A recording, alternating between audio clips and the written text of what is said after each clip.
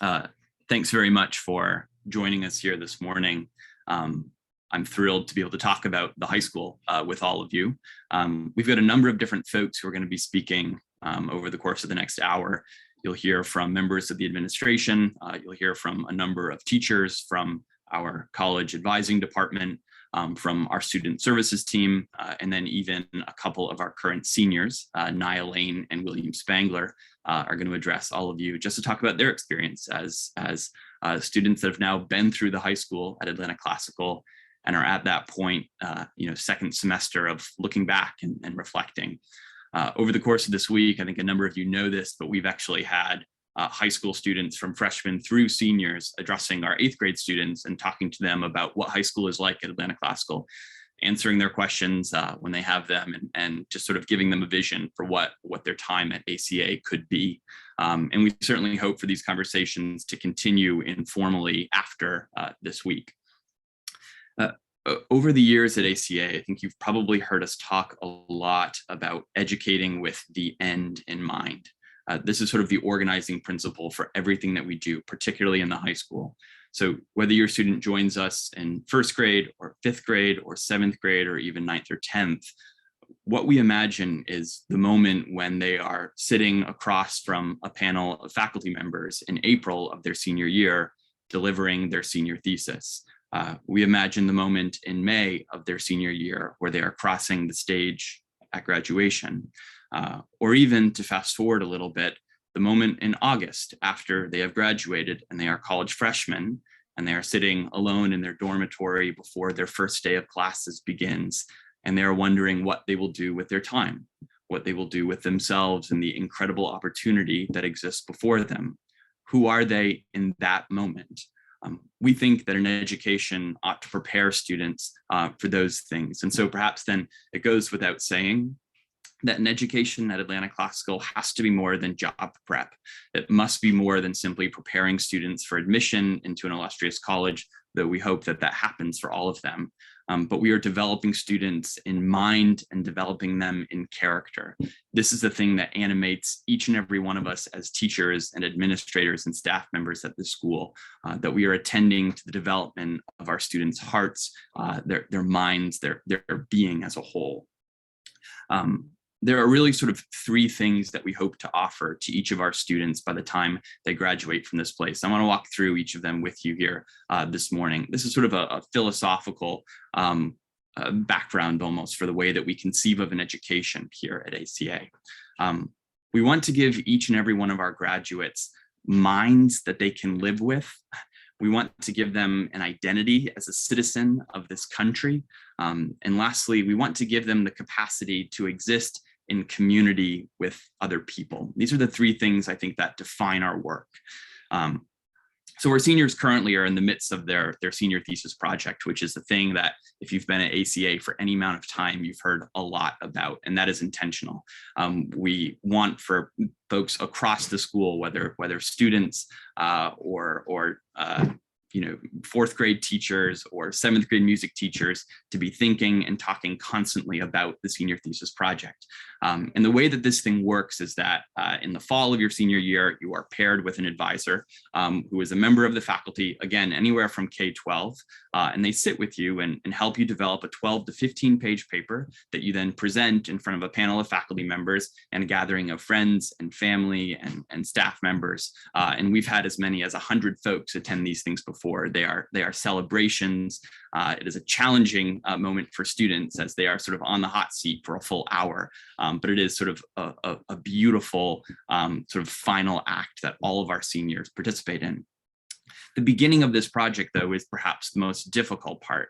This is where we turn to the students and we say, we need for you to go back to a moment in your education that unsettled you, right? Return to a book, return to a question that lingered in your mind, a thing that you weren't able to solve or understand or feel as though you'd wrapped your head around by the end of a class period. Go back to that moment and then spend the next 3 months trying to make sense of it, trying to learn the truth of the thing. This is where the senior thesis project begins. So in a way, this project is a test both of your students, but also of us. Have we given your students something to think about? Do they have something on their mind that unsettles them?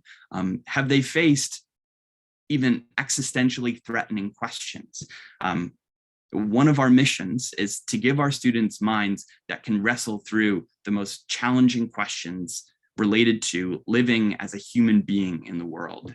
And we find that consistently our students stand up to this. They're asking questions like, is there such a thing as objective truth? What is the proper relationship between reason and emotion in making a decision? Is it possible to maintain a distinct sense of self, a sense of identity, while existing in community with other people? These are the questions that they're facing.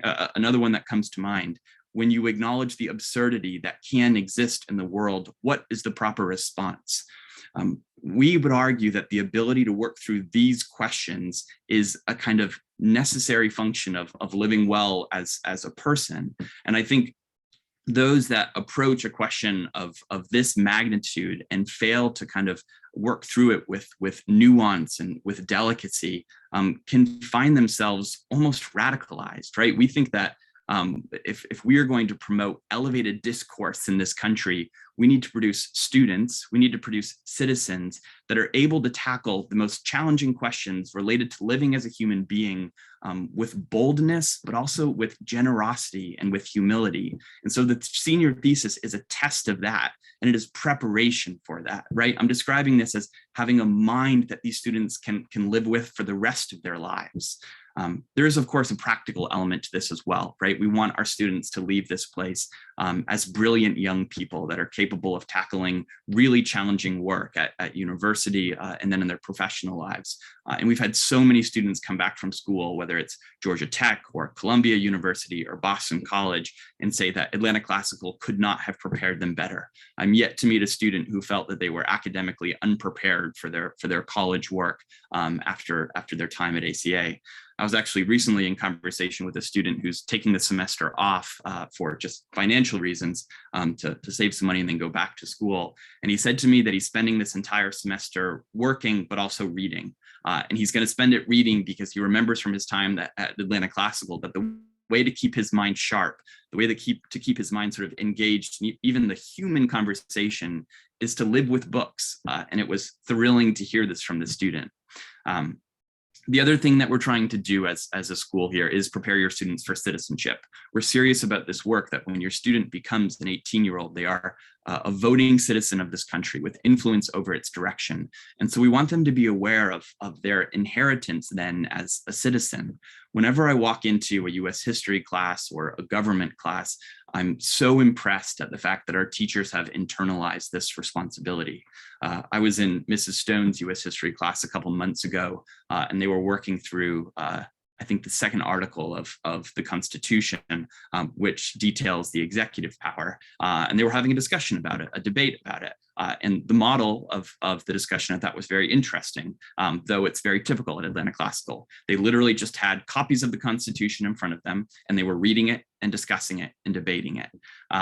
On the back of the board, there was a quotation, or on the back of the room, rather, there's a board with a quotation from the first Federalist paper by Alexander Hamilton, where Hamilton asked this question about whether or not human beings are capable of forming a government through choice and deliberation, or if we will, of necessity, always build governments that are sort of a response to accident or force.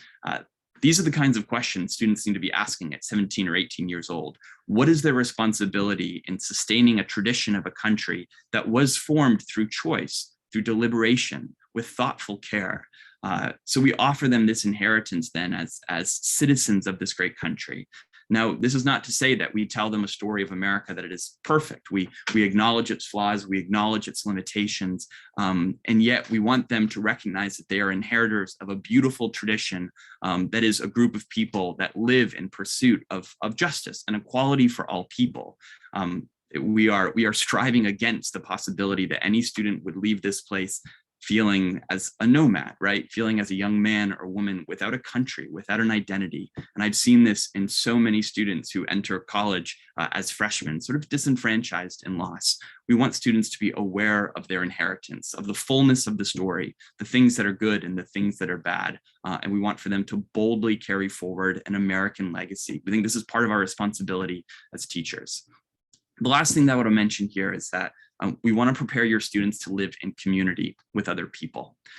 If you were to survey any 10 students who are graduates of this place or current seniors, I can almost guarantee you that the thing that they would say that is most special about ACA is its community. It's the way that people invest in each other seriously, intentionally, and thoughtfully.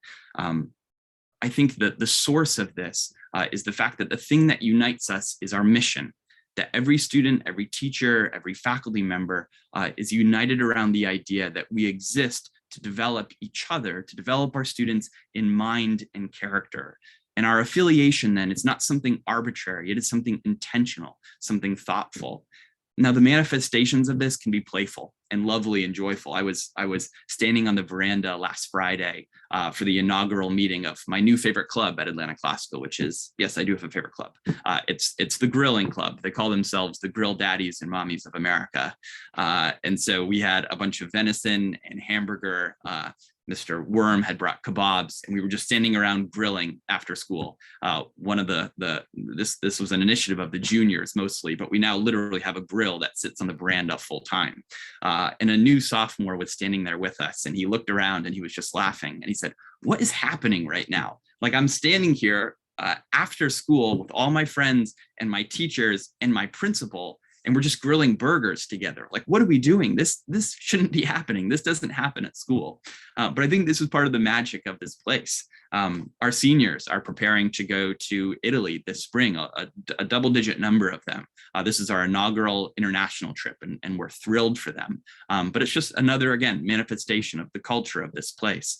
Other highlights in the high school are things like our high school dances, which if you've ever chaperoned one, you know that the teachers are as aggressive and willing participants in the dancing as anyone else. You might see a record set for the number of splits by a single teacher in a single night if you ever come to an ACA dance.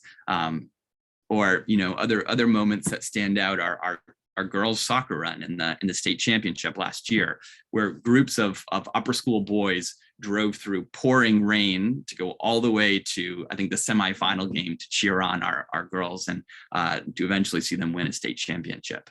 I'll close with this, that at the end of first semester, we brought a number of our graduates back to talk to our current seniors about preparing for college.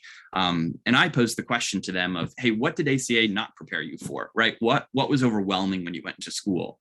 And the thing that I was interested in hearing about was the transition from a high school of 200 to a university of 30,000. How do you navigate this? Is it possible? Tell us what this is like. And one of the students from our very first graduating class spoke to this. And first she said, yes, this is a challenge, but here's what ACA does do. She said, ACA prepares you for deep friendship. ACA explains to you, it puts you in a position, it equips you with the skill and the capacity to love people deeply, right? To wrap your lives up with other people. And this is sort of the core skill that will lead you to build community wherever you go. So yes, you are not going to have access to 500 students in a class or 1,000 students in a class, but you will have 5 amazing friendships. And they might take time to develop and they might evolve over time, but it is a place that requires that you love up close and personally. Dostoevsky talks about how it is easy to love the world. It is easy to love in general, but it is very difficult to love your neighbor. It is very difficult to love the person that you sit next to in class for 8, 9, 13 years sometimes. But that is the test of an education in part. And this is the thing that we want to offer, the ability to love your community well. So at this point, I'm going to turn things over here to William Spangler, who is one of our current seniors, and allow for him to talk a little bit about his education at ACA. He's actually just going to sit in my seat. So we're going to do a quick switch.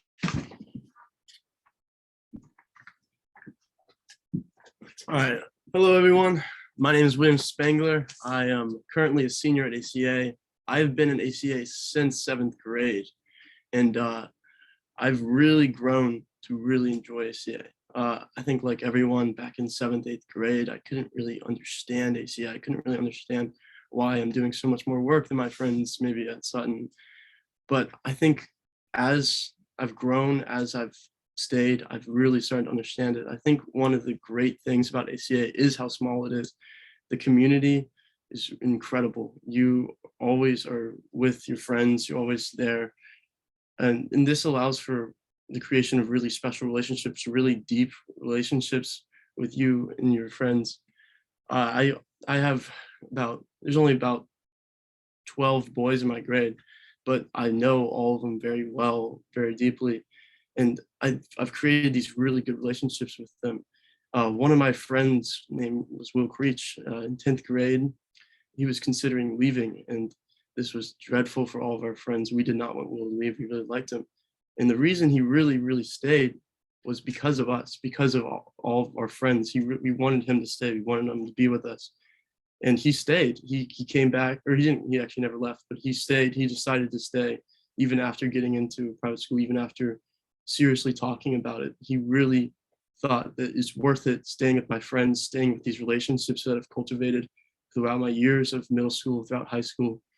And I think that's really the testament to what ACA is. I think that if you can struggle through the incredible education here, you can really cultivate these amazing relationships. I mean, I even go golfing with some sophomores here. I go golfing with some freshmen. I really began to like have relationships with everyone here. It's incredible to see that sophomores interact with seniors, seniors interact with freshmen, juniors interact with freshmen. It's incredible to see how all these grades interact, even though this isn't really almost normal. And I think ACA really allows you to be someone, to really strive. If you want to do something, you can in ACA. If you want to join a sport, you can. It's not completely hard to get on the basketball team. And I'm not the best at basketball. And even in 9th grade, I got on the basketball team. I really enjoyed it. I really enjoyed playing. And I would not be able to get on the basketball team at North Atlanta, but because I was here, I played basketball and I really enjoyed it. And you can create many clubs here. I created a club myself. You can do whatever you really want.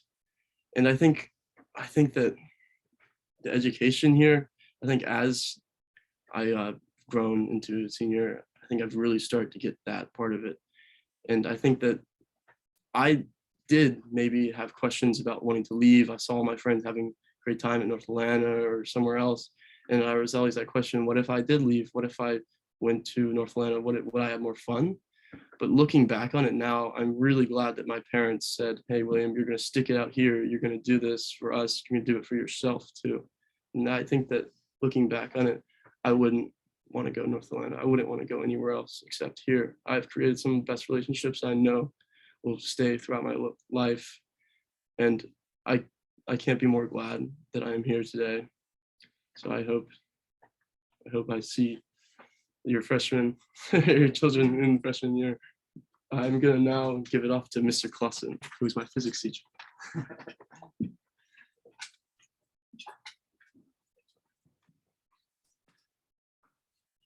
Well, good morning. As William said, I'm Sam Clausen. I'm teaching AP Physics this year, and I'm also our math department chair.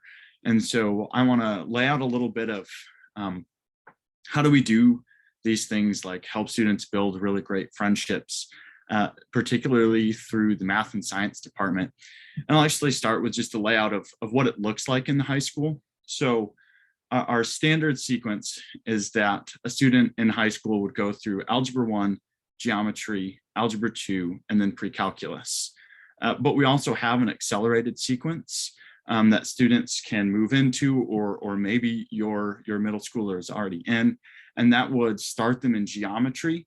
They'll do Algebra 2 pre-calc, and then they can, their senior year, choose between a calculus class, AP Calc BC, or statistics.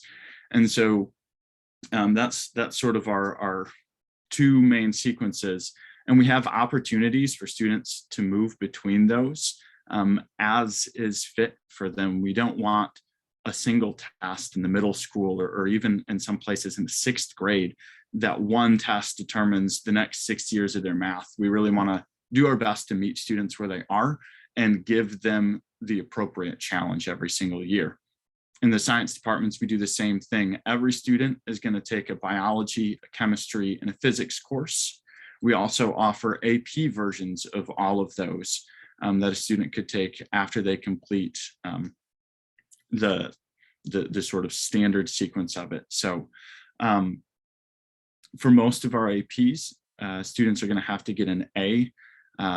And for chemistry, if a student wants to take all 3 of these AP classes, they would do biology as a freshman, AP bio as a sophomore, 1 semester of a chem intensive with Mrs. Huff, where she's going to get them well prepared then for AP Chem their junior year, and then they can jump into AP Physics their senior year. We also offer anatomy and physiology for seniors who choose not to take an AP class.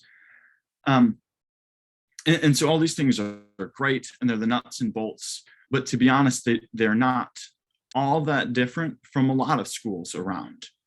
And so what does make ACA different is our emphasis in these classes. We have a ton of students that go off and they become engineers, and they go to tech and they're killing it in computer science, and they're killing it in engineering. And Mr. Hans on here and has his engineering elective classes now. And we have tons of students really interested in that.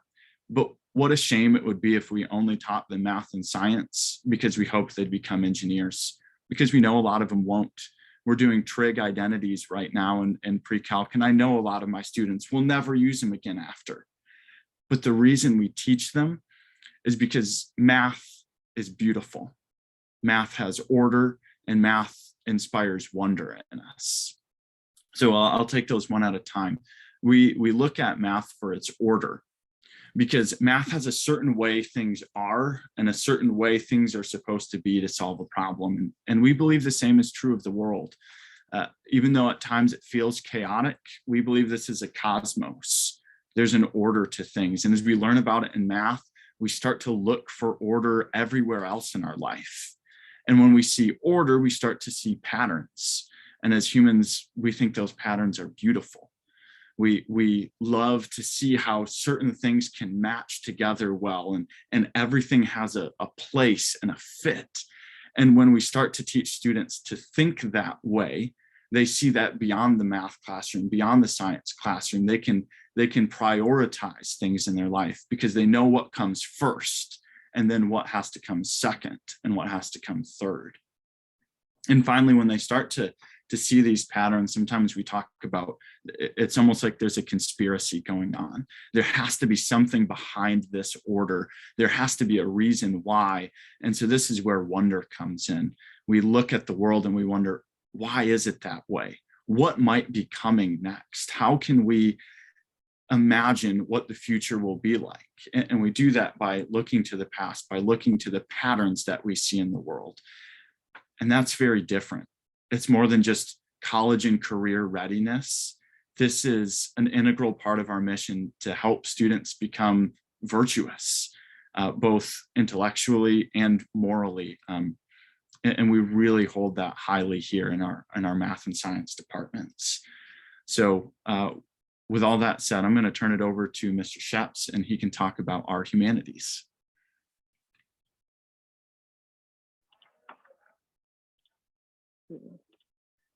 Hello, everyone. As Mr. Clausen mentioned, I am Mr. Sheps, the assistant principal in the upper school. I have kind of double duty of covering in the next few minutes both our elective programs and offerings and our humanities programs and offerings. So that's quite a bit of information, and I'll try to cover it briefly and give you some interesting takeaways regarding both of these things. I'll start with our electives. Last year, throughout the year, Mr. Andrew and I and others worked hard on the schedule, both the daily schedule and working around our high school graduation requirements to make it possible for there to be a robust offering of many electives starting in 9th grade and available to students throughout their 4 years at ACA. The reason behind this focus and initiative and expansion was twofold. On the one hand, we wanted to provide students a slight expansion of choice within the curriculum that they would be experiencing at ACA. We recognize that we have a fairly comprehensive core curriculum. We have things that we want students to know, and we are going to insist on putting those in front of students in the course of their 4 years. However, around that, we did want to make a little bit of choice more available to students. The second reason was really faculty facing. We wanted to allow faculty members the opportunity to work with students in areas of expertise that align with the curriculum, that are kind of adjacent to the curriculum, but maybe slightly outside the core requirements of our core curriculum. And the results of this year have been, of that effort this year, have been fantastic. There are kind of 3 branches to that expanded elective program. That we have math and science, humanities, and fine arts, kind of the pillars of the curriculum otherwise, but we've expanded within all 3 to offer electives. And I'll just give you a few examples and a couple of comments on what's happened in those electives this year. In math and science, we're offering computer science, AP computer science. We have also problems in engineering and the principles of engineering and design. Those classes have been, especially Mr. Hahn's problem in engineering class last semester, have been a highlight. That class put together a rocket launch that actually happened at our sister school in Kennesaw at Northwest Classical Academy. And Mr. Hahn ran an incredible design final project that's actually carrying over into this semester as students in their team work on engineering projects that were generated in this class and that have real world implication and application. And those students are talking with people in the world of engineering and design outside of the school, getting support for their ideas and a kind of trajectory for how some of these ideas might matriculate into reality outside of the school. It's thrilling. It's a very, very excited outcome of that class. In humanities, we have ethics and applied philosophy that are taught by Dr. Catalina Thomas, who is a PhD in philosophy and quite an accomplished thinker and philosopher in her own right. And our students get to take these classes with her, along with some other classes that I've mentioned within our humanities trajectory. We have Mr. Hawkins teaching a class called Other Voices, or Voices of Others, that are texts that are from outside of the Western canon that defines most of our core literature texts. And then one of my favorite classes to drop in on is Mr. Rosenzweig's Major Movements and Ideologies of the Modern World, which is an incredible array of texts that he has compiled, very, very short texts normally, but that give a quite comprehensive account of how the various movements and ideologies that currently define our global circumstances have come to be. And I think that that's a class that's actually all seniors. I think those seniors have profited to have this global perspective at the end of their time at ACA. It's become a kind of quiet capstone class for the 17 or 18 students who are in that class. All right, so shifting over to talk about our humanities program. We have several progressions within the humanities side of our curriculum. Our history progression starts out notoriously, famously, and wonderfully, I suppose, with our Western Civilization 1 and 2 classes in freshman and sophomore year that covers thousands and thousands and thousands of years of the development of our civilization. The students in those classes get an incredible array of texts that span ancient Greece, ancient Rome, and bring the students up to just about the French Revolution, the Enlightenment, when all goes well in 10th grade. It's an incredible survey. Then that leads into American history in 11th grade and modern European history in 12th grade. Now that progression aligns with our English progression in many ways.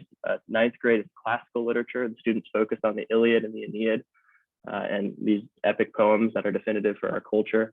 10th grade is British literature, 11th American literature, and 12th is a mixed year. The first semester is readings in modern European literature, and then that goes into preparation for and writing the senior thesis in second semester. And the thing that we've added to this progression recently is a class called Lessons in Wonder. That is actually children's literature. So after reading Dostoevsky's Brothers Karamazov, an 800-page behemoth at the end of first semester in modern European literature, students return to things they might have read in third and fourth and fifth grade. These beautiful texts like Beauty and the Beast, and which I think is the most recent one that they've read, Wind in the Willows, and they see the way that these human questions they've been dealing with in literature play out in some of the simplest and most formative stories of our culture. Along with our history and literature tracks, we have American government, economics, moral philosophy, and political philosophy. And again, moral philosophy is an incredible treat to have Dr. Kathleen Thomas, who is an expert in moral philosophy in her field, talking with students in the middle of their high school years and reviewing essential texts like Plato and Aristotle with them. To kind of finish with two distinguishing characteristics for our humanities programs, I wanted to reflect on what makes them distinct. I think we make students read a lot, we make them write a lot, and we make them write well. And we hope that ACA is known for this generally among its students and parents and outside of the school. One pedagogical approach that we're learning, I think, is more and more distinct is that we focus so much on seminar discussion. Every single day, students have this kind of daily experience of being on the hook to deal with the questions that emerge from our texts in philosophy and literature and history. And that we are learning is unique. As students come back from college, elite colleges, they're saying, we do not get this experience of being called upon in seminars, of having to participate in discussions. This is something that as students, as Naya will talk about in a second, this is not happening in other humanities courses elsewhere. It has a shock to the system at times when students join us early in high school or in the middle of high school. But we think it's so important that students are, again, charged themselves with wrestling together with the teacher who is an expert, who is guiding them in class with these essential human questions that emerge from the texts that form our civilization. And that's something that we will insist on forever, that the seminar discussion, the Socratic method is at the core of our classes, especially our humanities classes, every single day. The last idea or image I want to leave you with is that we hope for there to be a kind of physical trophy at the end of our humanities classes. And we hope that trophy is in the form of a bookshelf. I think that often the outcome of humanities classes at the middle and high school level is a bunch of files on a computer that are saved in a folder that will never, ever be opened again. PDFs that have been distributed, little mini book reports that have been written, and they're squirreled away on a computer that the ephemerality of that strikes us. The outcome we hope for an ACA student would be a shelf full of entire texts that they have read, written by authors who have, again, formed our civilization, whose minds the students have in a way acquired through conversation with us in humanities classes.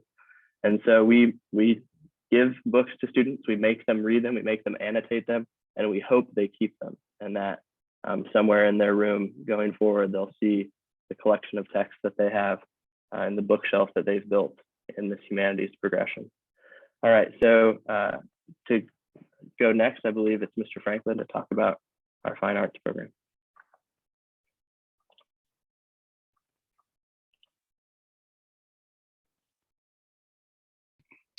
Good morning. There we go. My name is Mr. Franklin, and I am the Director of Fine Arts and the high school basketball coach here at Atlanta Classical Academy. As I was listening to William speak and some of the other speakers, something just kind of hit me really pretty hard that I just want to make sure that I say.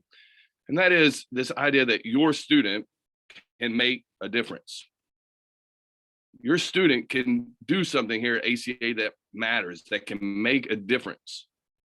They can leave a mark on this place. And I think that's something special about Atlanta Classical Academy. And in my work here over the several years through fine arts and athletics, I have seen students over and over and over make a difference here at this place, to begin to transform this place from what it was to what it is becoming. And it's so awesome to sit here this morning and be reminded, or maybe for some of you to hear for the first time, what this vision of Atlanta Classical is, what we are hoping and desiring for your students, because it is truly remarkable. And it does require a partnership between coaches and teachers and administration and parents and students. And we talk a lot about that a lot in my class, is that students, you have a responsibility.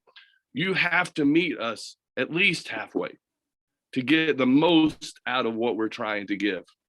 So that's, if I say anything, I think that might be the most important thing that I would love for you to hear, is that your student can make a difference here at ACA.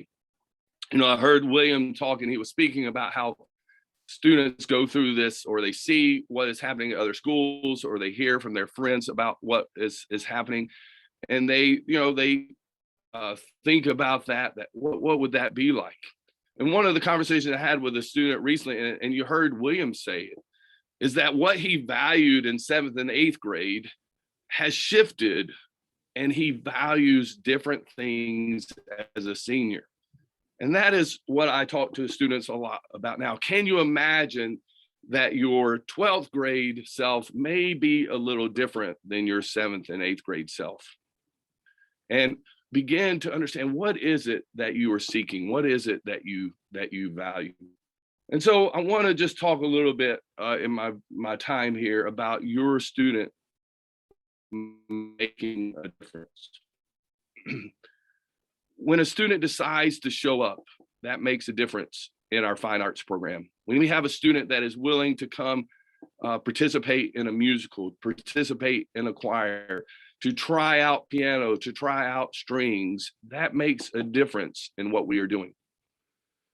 When they sign up for the coffee house to sing, that makes a difference in what we are doing. In the fine arts department, one of my biggest desires is that music just emanates from this place, and that music begins to touch the hearts and souls of our young students, and that they carry with them a song as they go through their day. You know, I believe that there is plenty of evidence out there that would show that fine arts and athletics are not extracurricular, but co-curricular. They are critical to the development of a whole student. And we can see that because the mind, the body, the soul are not independent entities working separately, but yet we are seeking that all three work together. And that is why I think at Atlanta Classical, we value the growth and the development of our fine arts and athletics program. So just this year, let me just say this in terms of that. We are still growing. We are still adding new programs. We are still working to develop students and athletes to continue to make our programs better. Just for example, this morning at 8 o'clock every Friday morning, I get to work with all the 6th graders, and we sing every Friday. And it's just a bright spot for the students, for myself. And I occasionally see teachers that have suddenly begin to show up every Friday morning, because there's something about the sound of young people singing that just touches your heart and touches your soul. This year, we are having every single 3rd grader have an opportunity to play violin, to play viola, to play cello, to give them that opportunity to experience the instrument, to see if that is something that they would engage with.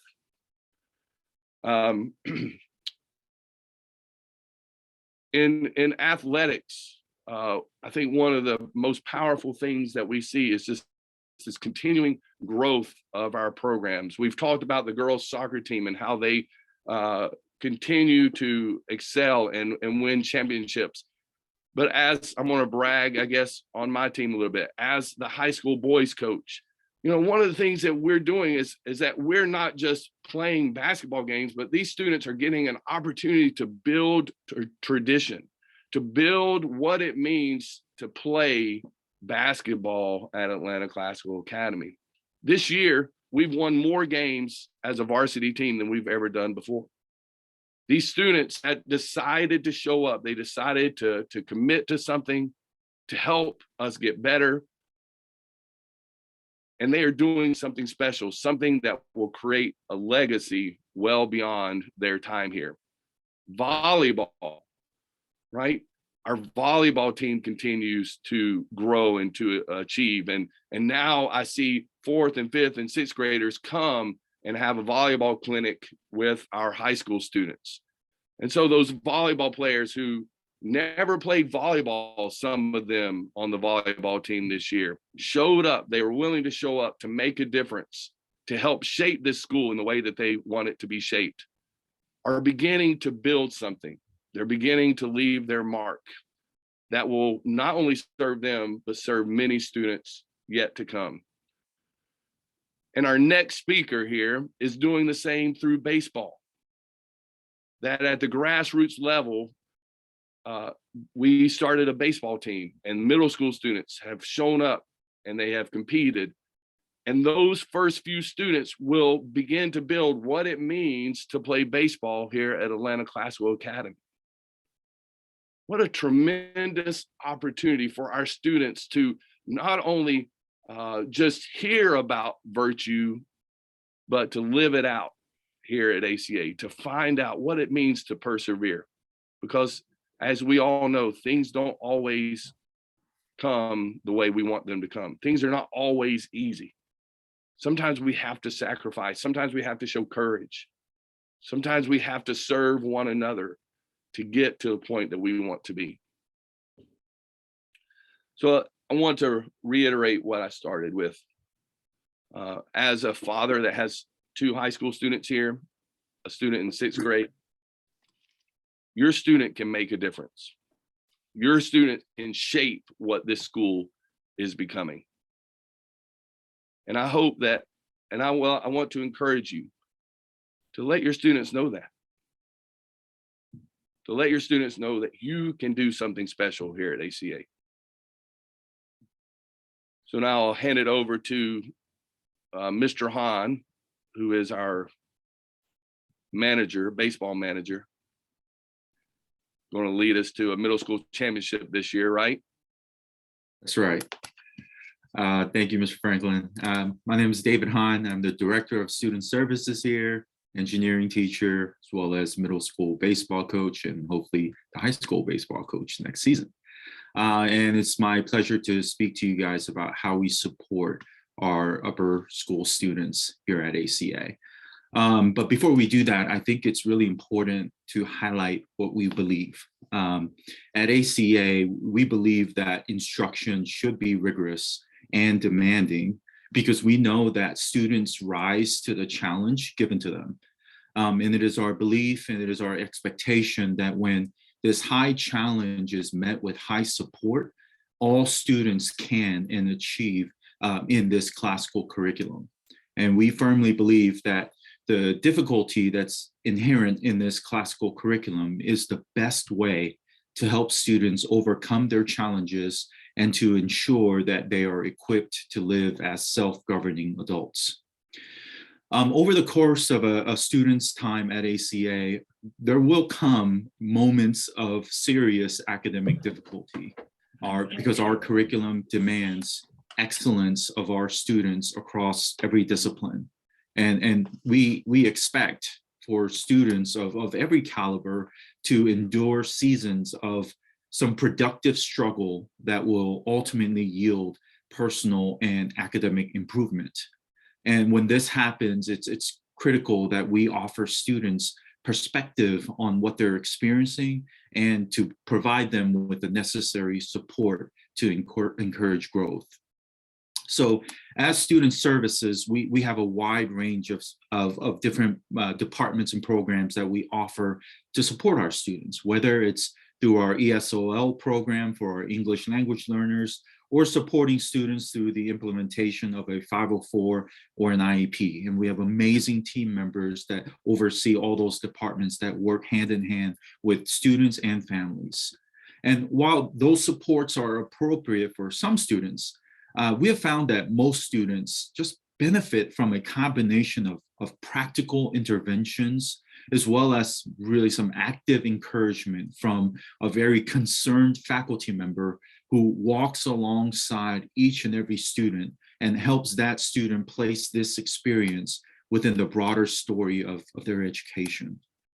And at ACA, we have found that many students who struggle, they struggle for one of three reasons. Number one, they can't organize themselves, and so they fall behind as their work piles up, right? I think parents are saying amen to that. And number two, they could be overwhelmed by the sheer number of daily assignments, so they may lose motivation. Or thirdly, they can encounter some particularly challenging material, and they may require support beyond the 50-minute class sessions. And for some students, this struggle might take the form of a grade slipping from an A- to a B, while others might just begin failing a class outright. But I think that we have developed an amazing process for supporting students who face any of these challenges. And we take the following 3 steps to support our students. Step number 1, during 4th week of each quarter, the various department chairs convene meetings with their faculty members to review the academic progress of their students. They will look through each of their students on their rosters and see who's failing or whose marks are lower than usual. Just think about that for a second.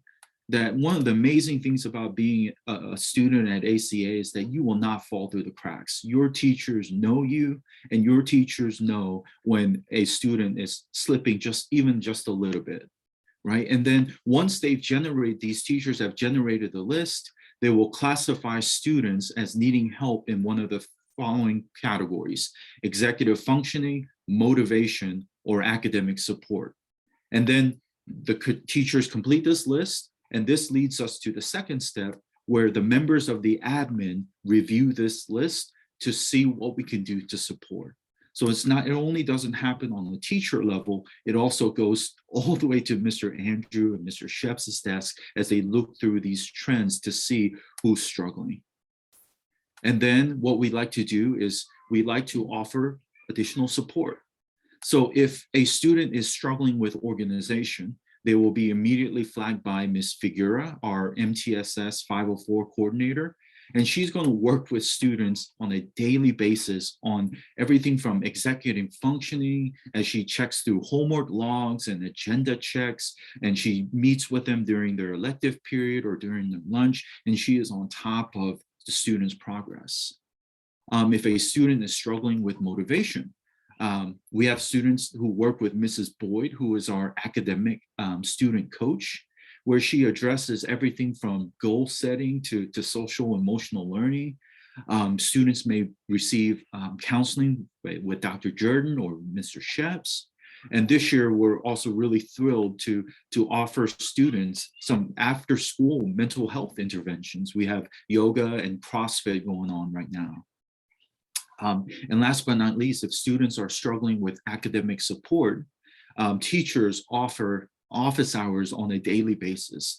Teachers are open to having students come before school, after school, to meet with them during lunch, to offer an additional support on that content that they're struggling with. And on top of that, I'm really thrilled that starting this year, we began to offer an amazing after-school tutoring program.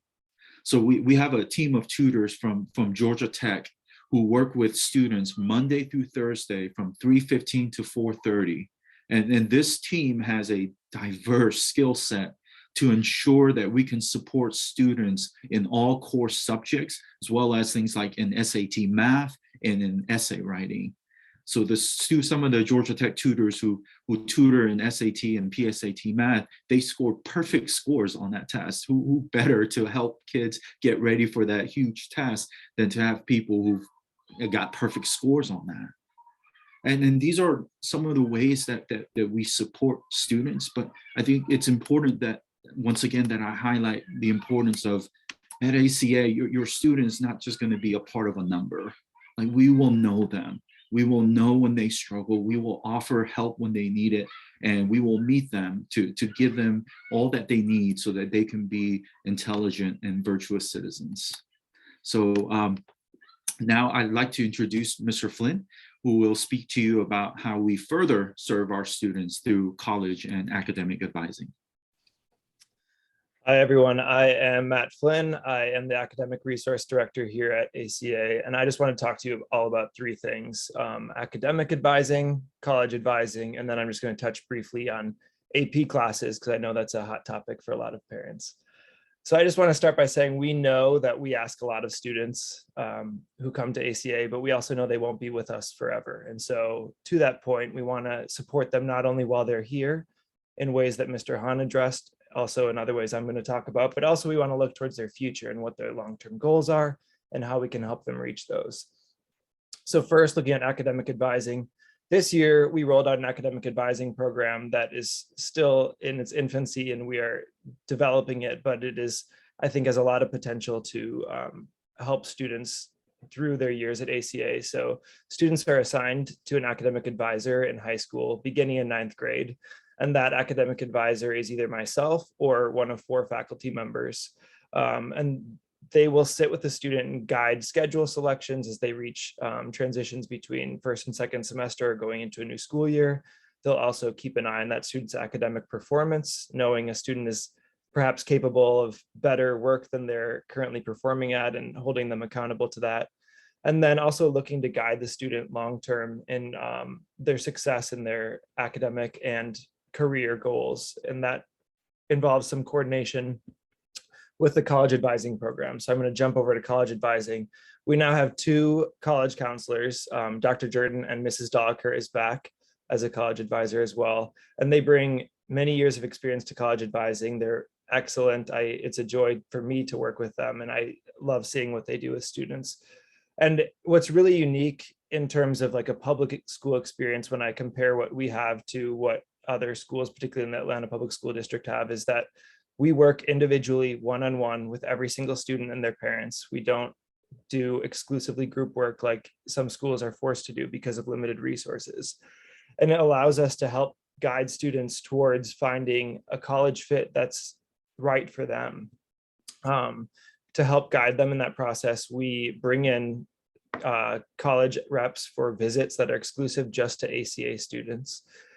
We also offer the PSAT 8-9, the PSAT 10, which I found out all the other Atlanta public schools are moving away from this year, and no longer will be offering that as a support for students. We also have the SAT prep class that is being offered as an elective this semester, in addition to SAT tutoring after school, like Mr. Han just mentioned. And so we really are trying to support students in every way as they go through the process to look towards what's happening after high school and how can they reach their goals. I hesitate to go on to this next point because I really don't prefer looking at prestigious schools and pursuing them exclusively for the name of the school. We call them bumper sticker schools that you'd love to just have on your bumper sticker. And we really want students to have a fit that's excellent for them. But I also know that parents want to have any fears dissuaded that there's going to be any sort of limitations or caps on their students because they were an Atlanta classical student. So just looking at this year's graduating class and last year's graduating class, last year we had a senior who was chosen as a Questbridge scholar. If you're not familiar, Questbridge is probably one of the most, if not the most prestigious private scholarships that exists. It's a full ride at one of around 40 private schools. And so that student is attending Boston College with all expenses, travel, everything paid for as they attend there. We also had our first Ivy League acceptance and attendance last year with a Columbia student. And we have a student this year who was accepted into Harvard, and that news will be announced next week. And so I just want you all to be aware that there are no limitations for your students, but we also are going to be working with your students to find out what the best fit is for them. As I look at all of our graduating students from our previous classes, it's great to see that they're at institutions that are a good fit for them, where they're succeeding, and knowing that 100% of our students who have graduated from ACA have been accepted to a college. Just jumping to some specifics, I'm just going to throw some things out there that I know some people are interested in. UGA, University of Georgia, I know is a big point of interest for a lot of our students and parents. And so I just wanted to let you know that in our last 3 graduating classes, we don't have our final results yet for this year, but we're hoping it's the same. All of our students who applied to UGA who had a GPA of 3.7 or above were admitted, every single one. And I just want to compare that to UGA's average admitted student looking at last year who had a 4.12.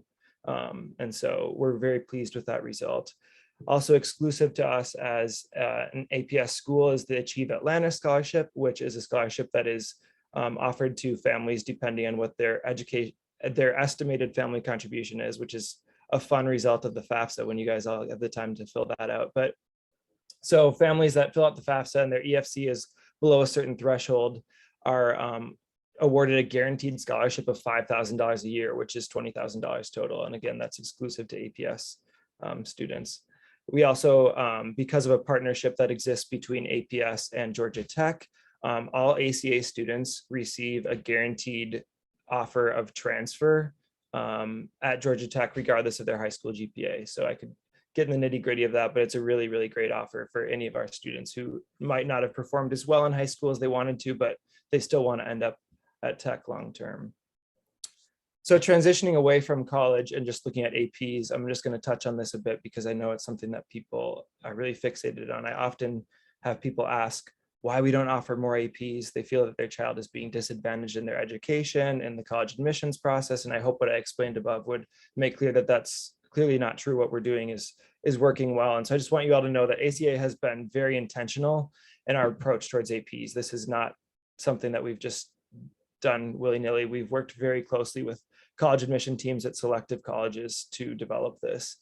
And so there's a few factors that really are affecting the way APs exist now. And so I want to point you towards these because APs have shifted significantly in the last few years. Colleges have significantly pulled back on granting college level credit for AP exams. I'd encourage you to explore College Board's website where there are charts detailing whether or not students will receive credit at each college for every single AP class and what their score would need to be. Often students need to score a 4 or a 5 on the AP test, which is very, very difficult in order to get any credit. And what we actually find is students, the credit that they receive at a school isn't credit for that specific subject, but it's elective credit at many schools, which doesn't provide you typically want to take more fun electives in college than have elective credit from your APs. But that's one factor in APs. It's not providing students essentially with the college credit that it used to. Related to that, many colleges are recognizing that a lot of the AP courses are not as academic as other courses are. And so they actually strip the weight off of those AP courses. And so we're really deliberate about the courses that we do offer to ensure that they're ones that colleges hold in high regard and are going to maintain the AP weight on. Another point about APs is that our graduation requirements are pretty significant and they leave very little room for electives. And we want students to be able to pursue electives that will allow them to develop overall as a person and to explore topics and ideas that they might not have otherwise. And the reality is when we offer APs, we know that students feel pigeonholed into having to take those because they feel the pressure of knowing if they don't take them, it's going to negatively impact their transcript and their admissions. And so just looking at that point, I just really want to highlight that students are evaluated by colleges when they apply in the context of their high school. So they're looked at exclusively in the context of the AP courses that ACA offers here.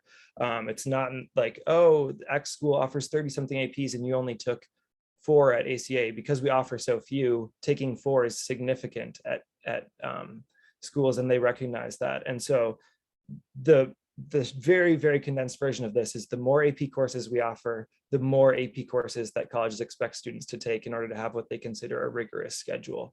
And so looking at that, we try and do what's best for all students by keeping that as limited as possible to only classes that colleges really give weight to only classes that are more likely to actually result in college credit. And so I really tried to keep all of this to a pretty brief overview, but I would be more than happy to answer any specific questions that you all have. You can feel free to reach out to me via email. It's mflynn@atlantaclassical.org. I'm going to now pass over to one of our current seniors, Naya Lane, and Naya is going to just share some of her remarks. Good morning, everyone. My name is Naya Lane, and I am a current senior at ACA. I began attending Atlanta Classical my junior year of high school, and prior to my attendance at ACA, I attended North Atlanta High School. I spent my first 2 years of high school there, and I wasn't really pleased with my learning experience at the time because I felt like some of the teachers weren't exactly as hands-on as they are here. So I felt a little bit excluded and didn't feel like I was reaching the full capacity of my learning experience. I considered a few different schools, and ACA came up, and I was interested in the aspect of classical education that is provided at this school. Before the school year started, I remember being told how difficult the curriculum was and how much different it was compared to what I was used to, especially learning at North Atlanta. At first, I was quite nervous because I was unaware of how hard it was, especially because it was a concept of learning that was very foreign to me in contrast to my previous experiences. I remember towards the start of my junior year, when we began reading the Scarlet Letter, while I was reading, I would only pull out very basic plot points, and I really wasn't used to looking deeper into the text. So when we got to class for discussion the next day, my peers began to read closely from various quotes and really dissect different pieces of the text that I didn't even notice reading for the first time. In all honesty, that experience was very intimidating for me at first because I wasn't used to having open discussions in literature class. At some points, it was difficult to understand some of what we were doing, and at other points, I struggled with the curriculum, becoming at times very overwhelming for me. Switching schools junior year was particularly challenging for me when I've learned a certain way for most of my school career. It was also difficult to ask for help because I didn't quite know how or what to ask. I eventually got through it, and I was able to observe and learn from my classmates and teachers. At ACA, I grew more confident in my ability to articulate my ideals and thoughts and attain a more well-rounded worldview than I did at my previous school. Taking moral philosophy, political philosophy, ethics, major movements and ideologies, and lessons in wonder, to name a few of the courses that they offer here, have allowed me to learn about through many lenses and even have made me contemplate previous ideals or notions that I've had about the world around me. Learning at ACA really opened my eyes to numerous concepts, whether it be philosophical, moral, ethical, and how they are applied to texts we've read, and even the application of those concepts to history lessons. We are taught at ACA to dig beyond the surface and therefore truly think and apply these concepts that we learn about to our everyday lives, making us more well-rounded individuals. Thank you.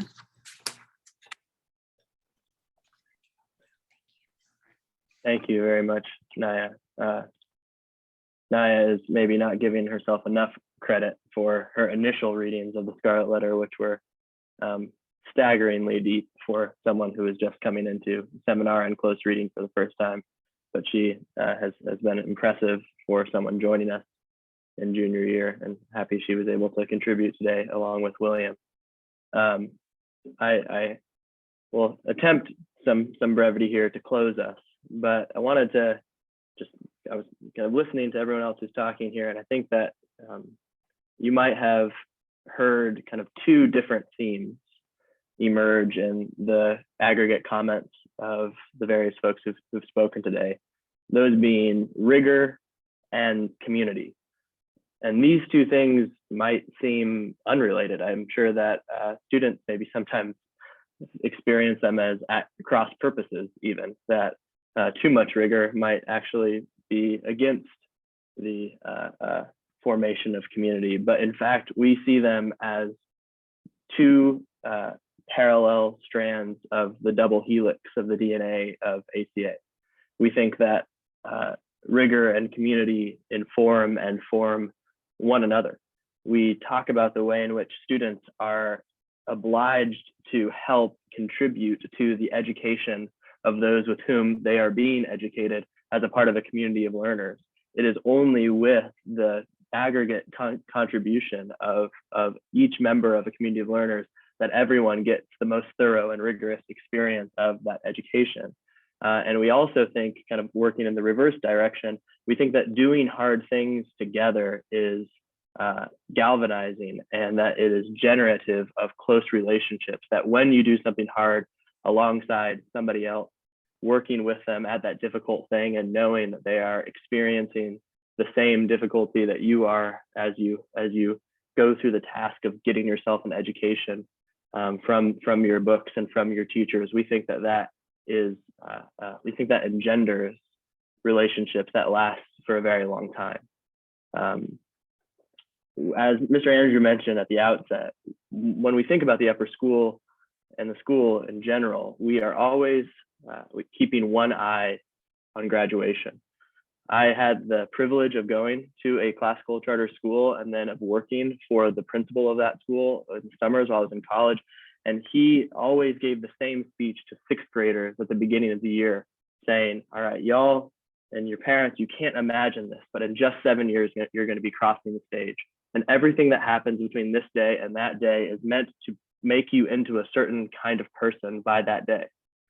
And we have an official mission to form intelligent, virtuous citizens, and the rigor of our curriculum is directed toward that headline mission of Atlanta Classical Academy.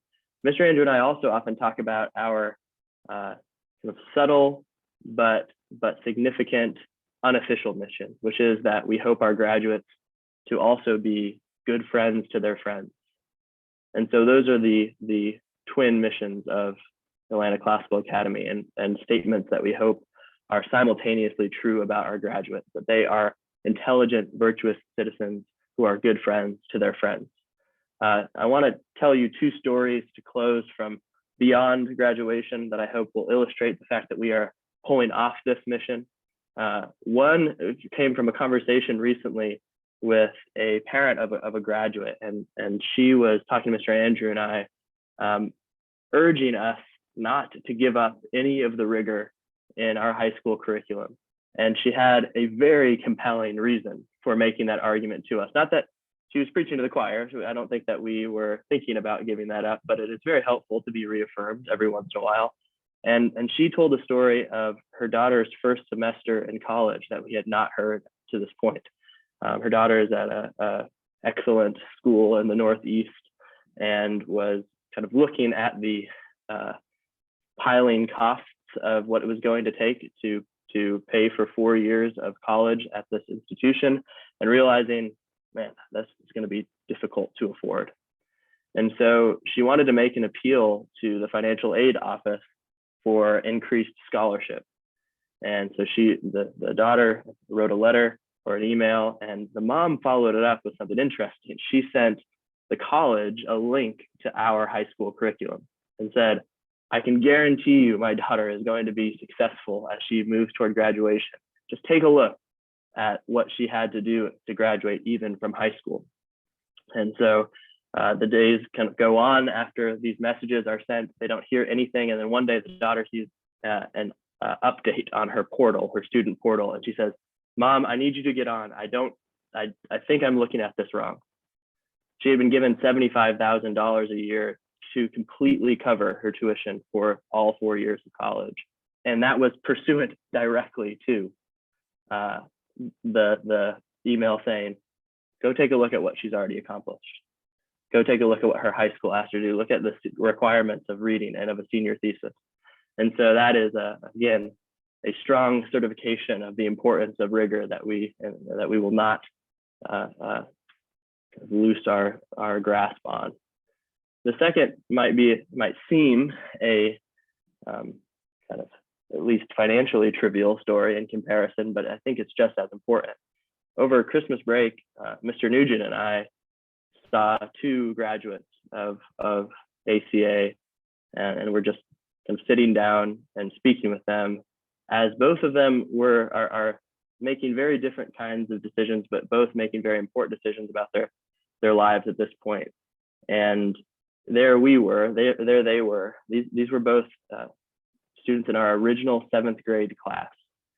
And so I was their English teacher, Mr. Nugent was their history teacher, and the 4 of us were sat there discussing 8 years after I initially taught them a poem by Wallace Stevens, and he introduced them to the wild world of history with Mr. Nugent in middle school.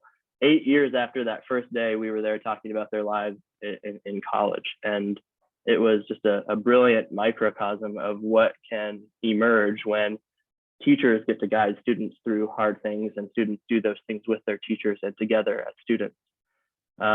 One of them in that conversation, or it might have been another conversation over the same break, mentioned to me something that has actually come up twice recently. And apparently Mr. Andrew and I went to the same liberal arts college and got to know each other there. And our friendship began there, and we've brought it to bear now, hopefully on the school for good benefit. But we've mentioned over the years that our friendship was generated around conversations about books.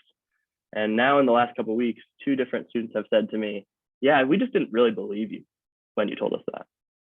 We kind of thought you were just making it up. But now I'm at university and I'm talking to my professors, talking to my friends, I realize that's true.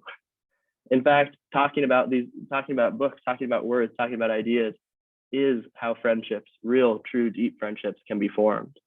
And again, there couldn't have been a more reassuring statement to hear from a student than that this is true. Want to end, I think we've somehow gone an hour without reading anything to you, which seems like a new record for an ACA event. So I'm going to finish with a quotation that we put in front of brand new faculty and that we've said or read to parents before. It's actually from W.E.B. Du Bois. And he says about education, if we make money the object of human training, we shall develop moneymakers, but not necessarily humans. If we make technical skill the object of education, we may possess artisans, but not in nature humans. Humans we shall have only as we make people the object for the work of schools. Intelligence, broad sympathy, knowledge of the world that was and is, and of the relation of human beings to it. This is the curriculum of that higher education, which must underlie true life. So we hope that indeed humans that are dear to you, who are dear to you, your children, are indeed the object of our education. We hope that the twin pillars, rigor and community, are shaping them as human beings, increasing them in sympathy and in knowledge of their world as they seek to learn the true and do the good and love the beautiful with us. So thank you very much for your attention. Thank you for those of you who have stuck on for the entire call. We really appreciate you tuning in, and we look forward to speaking with many of you soon.